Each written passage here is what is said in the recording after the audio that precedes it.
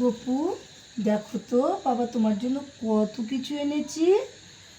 কতগুলো মালা এনেছি, তারপর দেখো তোমার জন্য সুন্দর সুন্দর আসন এনেছি, তোমার জামা বানানোর জন্য তোমার কত সুন্দর সুন্দর কাপড় এনেছি।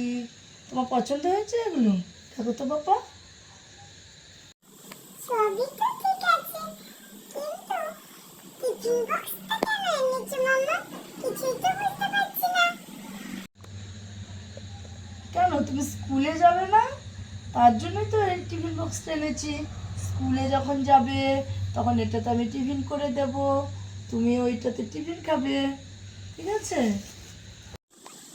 কালকে তো আমি সব বই পড়ে ফেলছি, তাহলে আমি আবার টিফিন বক্স নিয়ে স্কুলে কেন যাব মাম্মা? সব বই তো পড়া হয়ে গেছে আমার। একদিন পড়াশোনা করলে কি সব পড়া হয়ে যায় নাকি? ওই কথা বললে হবে না তো, তোমাকে আরও পড়তে হবে, স্কুলে যেতে হবে, অনেক পড়াশোনা করতে হবে, চাকরি করতে হবে। আর যদি ভালো করে না পড়াশোনা করো, তোমার এই গয়না, তোমার জামার কাপড়, তোমার টিফিন বক্স সব বদ্দিভাইকে আমি দিয়ে দেবো, ঠিক আছে?